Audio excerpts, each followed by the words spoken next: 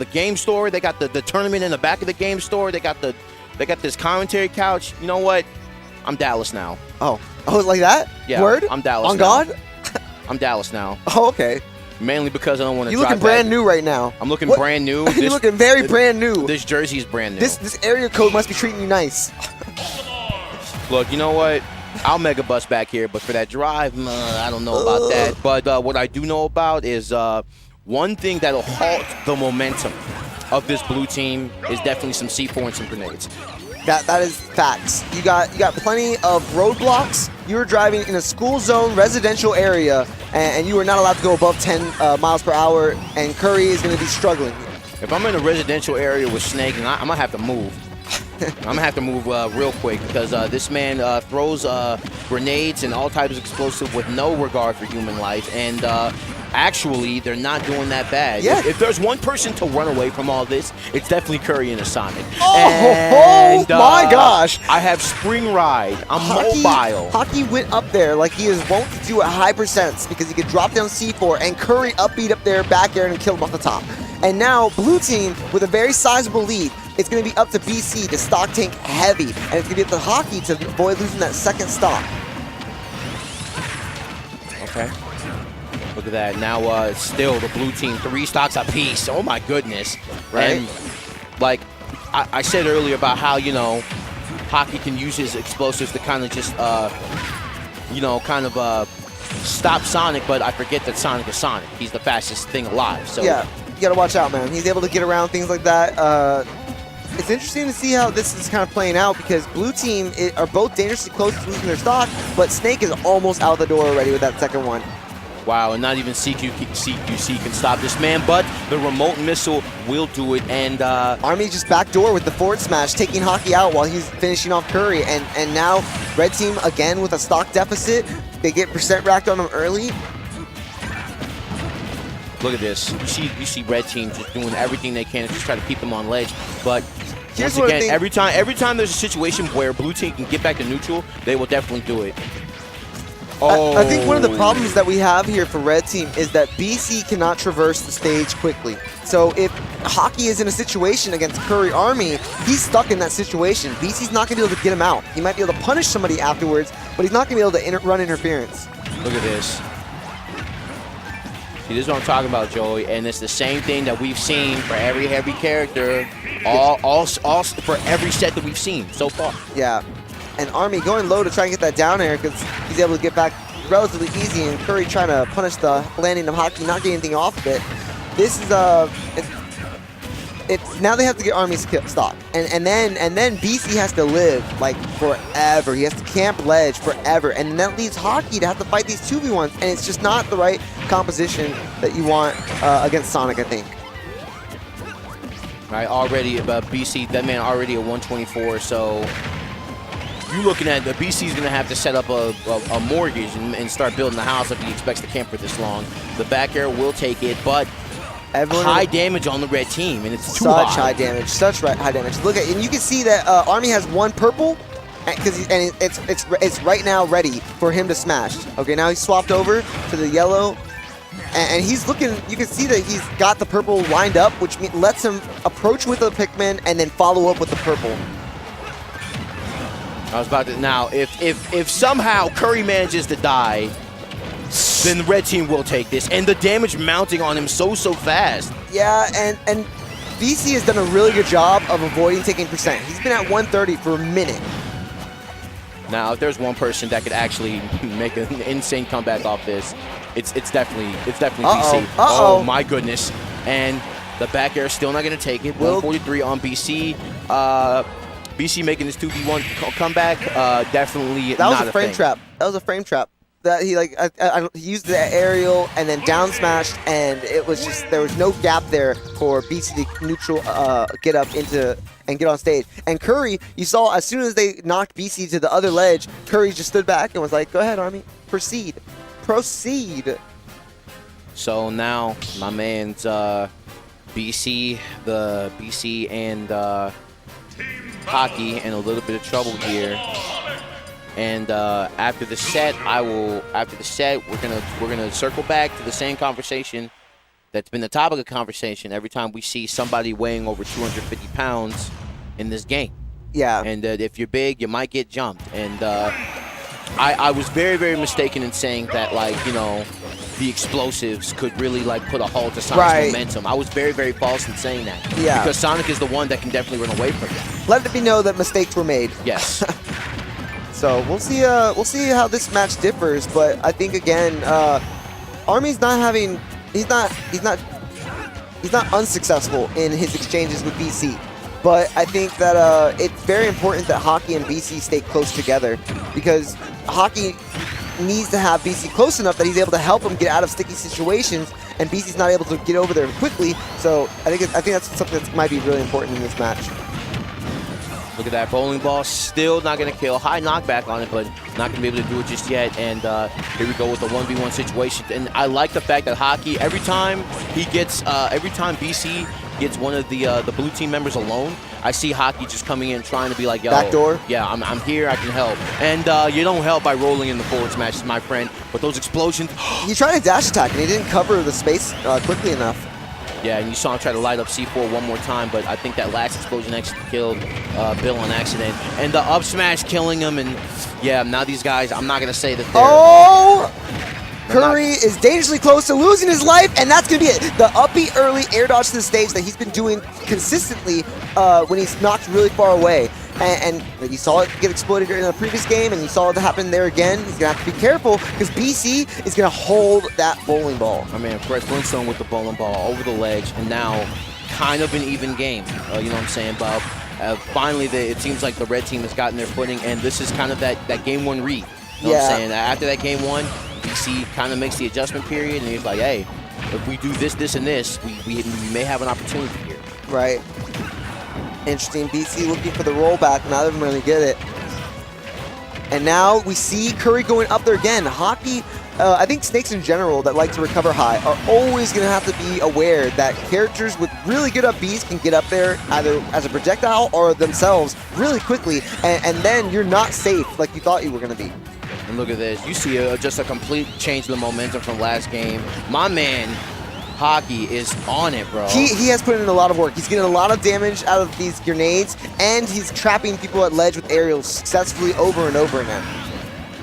Okay, with the up air, I like it. My man Army trying to make sure that he keeps his team in the game, but now one stock apiece for everybody on the board. And if you keep jumping Snake, then you definitely have an opportunity to win. Definitely have a big opportunity to win. And Snake at 81, and both of them just going after him while he's airborne. Okay, I like the forward tilt, try to keep him off of you. My man Hakii taking so much damage, but the blue team is slowly amassing that damage, getting to that point. And if you get caught with any of these explosions, it's going to be very, very dangerous for you. So now, pretty much an even game. But when BC is on your squad, of course, he's gonna live forever, and he's gonna give you that moral support that you need in order to be successful in all your endeavors. Look, I want to say congratulations on. I was about to say congratulations for red team for winning this game. But right now, my man, Kurry's giving them all they can handle right now. Here's the thing, though. Kurry is going to be susceptible on recovery, so anytime they get him off stage, he's practically dead. And the only way he gets back is by, bobbing and weaving everything that's potentially out there. And here we go. Well, good night. Down smash, not covering it, but the forward tilt follow-up is this man whiffed down smash, and he still got hit with forward tilt. Yeah, that thing is deceptively quick. So you see that Hakii and BC kind of just talking about what happened in that match. Maybe confirming that certain things worked. Identifying holes in blue team's gameplay, and maybe we will see them pull further ahead. But Kurry and Army were at a deficit halfway through that match and brought it all the way back. So it's going to be interesting to see how this last one, this third game plays out, because it's anybody's game. Like it really matters, I think, on who gets the stock first. Like who gets them the first stock, because whoever gets the first stock is going to have a large lead. They're going to be able to play with their teammate a little bit better, play a little bit more of a conservative team synergy approach rather than have to split up the 1v1s. And they're going to be able to lead the teammates who are recovering to recover while they exploit the other partner.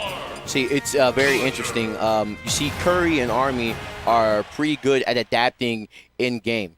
You know what I'm saying? But Hakii, BC, very good at adapting mid-set. So we're going to see how those two clash. Yeah, it's going to be interesting to see how this works out.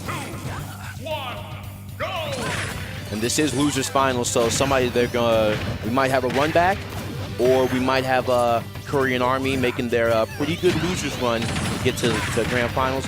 We definitely gonna see.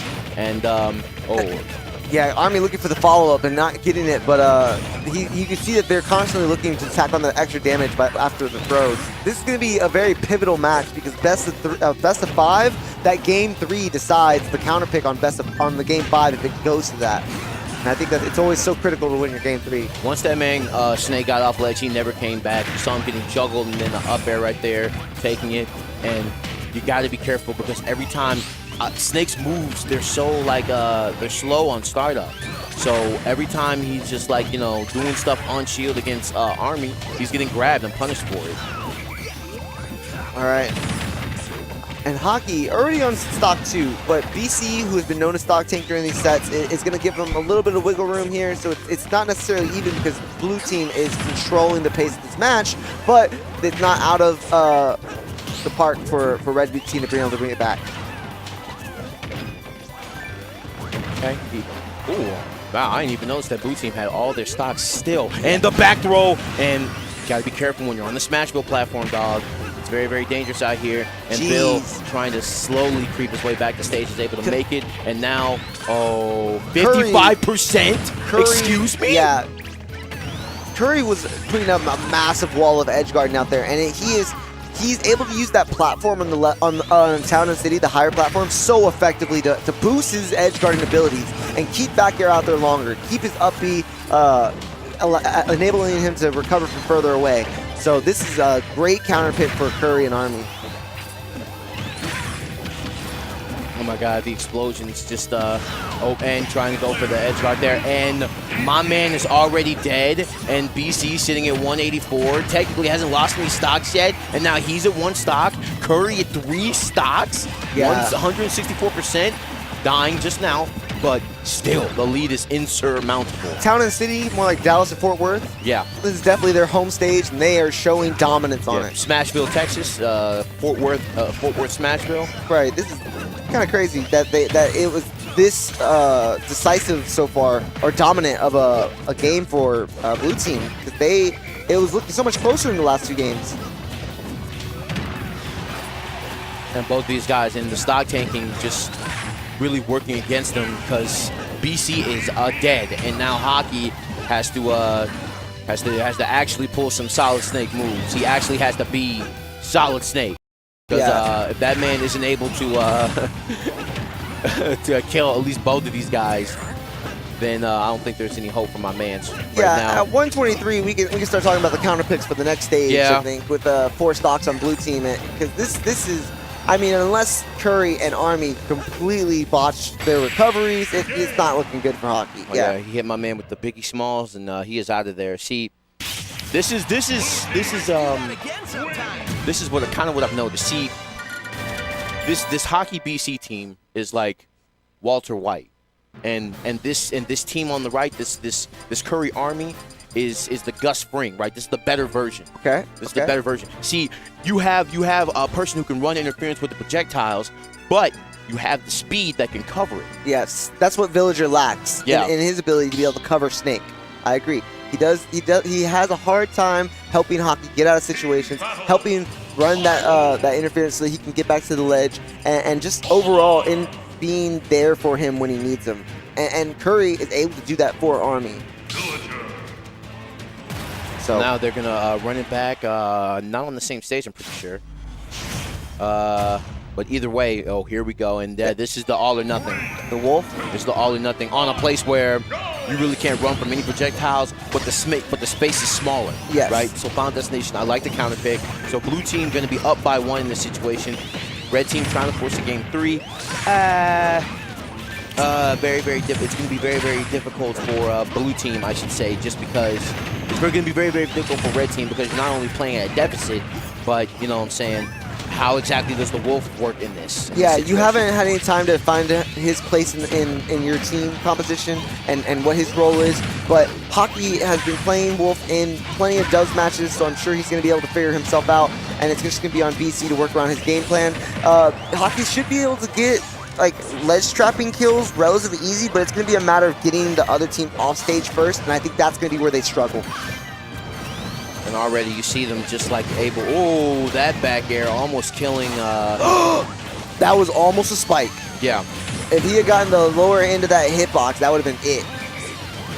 Right, and then here we go again. He was like, hey, BC, if you want to go out there on your balloons, we'll leave you to your devices. But right now, your man's Wolf, you got to catch the hands. Exactly. Take your time recovering.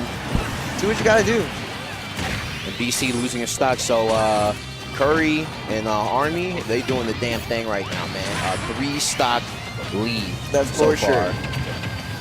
A lead of 3 stocks. And just the grab composition, but the bowling ball able to kill. Oh! And BC putting in work. He's like, yo, we need this stock. That's what he said. We need this stock, and I hope that you come out of this shield. And he knocked on the door, and then he left the bowling ball on his head. Gee. Okay. Yep. True Acme fashion. But Army, this man putting in work on Hakii. All said. All said. Yeah, and right there he tried to punish Kurry's landing and actually got a hit on Hakii, which set up for Army to just kind of rack so much damage quickly. And yeah, this is Hakii's switch is coming maybe a little bit too late. They need more time to ramp this up and I think get a better stage for themselves. I think Army and Kurry have no trouble being on this stage because Army's able to cover the ground so easily and effectively, and Kurry doesn't have to touch the ground when he doesn't want to. He can spin dash shot, he can jump fair, he can do homing attack, he can avoid the ground entirely. So they're really able to dominate both aspects of the stage. Wow, able to make that recovery back. The Wolf Flash not killing. But the spring dip and then the restock and then BC just making a swift exit to the blast zone. Kurry and Army, disgusting. Yeah, this is even worse lead than it was last time. He has a little bit more percentage to work, but it's unless Army or Kurry kills each other and then makes a poor recovery choice, it's going to be a task for Hakii. So Hakii able to get the kill off Army just now, but it may seem like it's too little, too late. Ooh, okay. Now we see finally some team combos coming out. It seemed like all set. You know what I'm saying? Army and Kurry is just like, hey, if they're in the area, just throw a button. Yeah. Okay, back throw by Hakii, trying to get him, just keep him at that one-sided stage. That reflector don't mean nothing. Interesting. He's got him down to final stocks, and he seems to be moving pretty well around them, landing with that nair, setting himself up for follow-ups, and kind of just avoiding them. And that's going to be it. That's going to be the game. With my man Big Pun getting that forward smash. And Hakii and Bill, they're like, hey, you know what? It's all good fun here. No big deal. You know, I think any tournament where those two, especially those two, placing the money, they're just like,